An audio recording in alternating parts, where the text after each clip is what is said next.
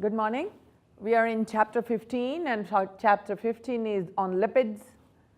So we are just looking at the readiness, some core skills that would help in this chapter. Writing equations for hydration and hydrogenation. So understanding what hydrogenation is, we discussed that in unsaturated hydrocarbons. What is hydrogenation? Addition of hydrogen. What is hydration? Addition of a molecule of water. So these two terms, getting familiar with those terms and being able to understand these terms in an equation. Naming alcohols and phenols. What is an alcohol? How do you identify an alcohol? What's a phenol? How do you identify a phenol?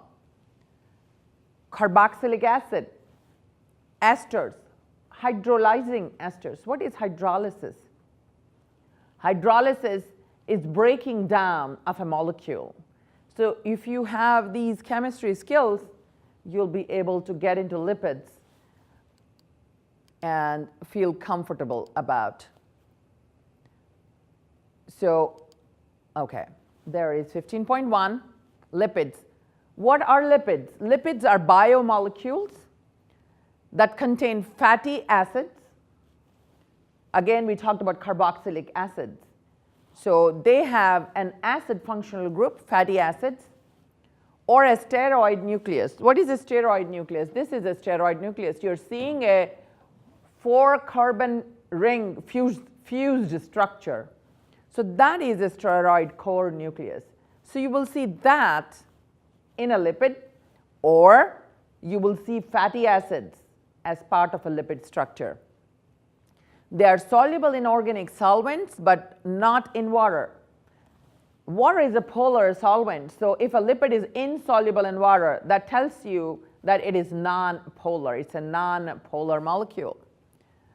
The fatty acid component of a lipid, the carboxylic group present in a lipid molecule, is hydrophilic, meaning it is polar and loves water, but the chain, hydrocarbon chain that is connected to the carboxyl group makes it insoluble. The chain of carbons attached to the carboxylic group are non-polar. That turns this molecule into an insoluble in water, hydrophobic molecule. Lipose is a Greek word for fat. So it is an important feature in cell membranes, fat-soluble vitamins, steroid hormones. So these are some locations you find lipids in. Now, lipids are two categories we are looking. Lipids like waxes, fats, oils, phospholipids are esters and can be hydrolyzed to give fatty acids and other molecules. So those lipids that we see in waxes, fats, oils, phospholipids have the fatty acids present.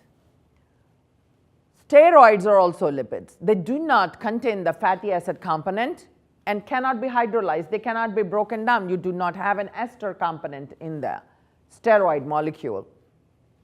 But they have the steroid nucleus in them.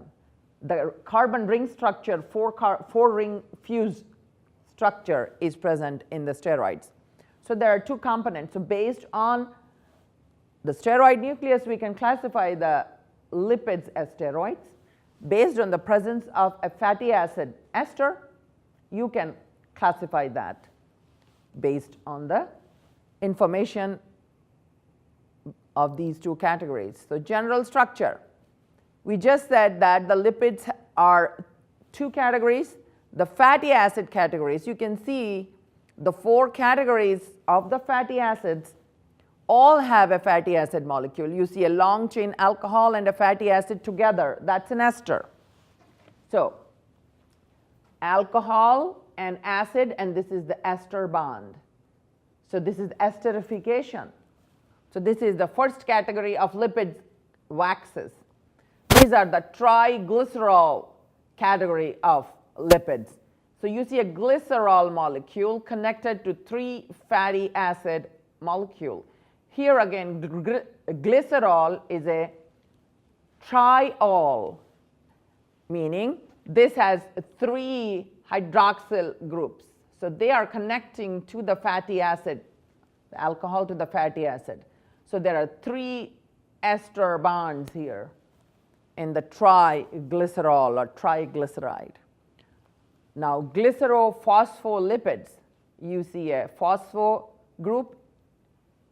In the component here, you see glycerol fatty acid.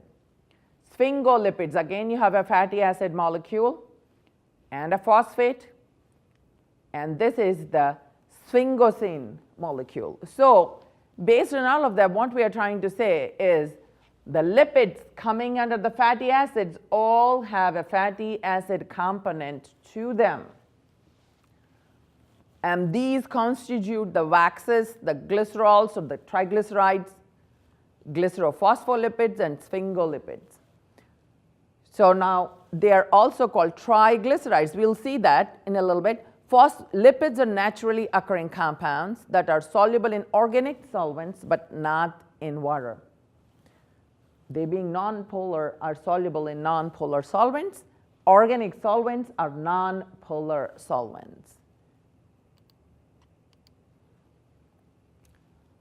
Lipids are characterized. This is study check. We just talked about a little introduction. Let's see. Lipids are characterized by the presence of fatty acids or a steroid nucleus. So what is this a fatty acid or a steroid component? It contains a fused 4-member ring system.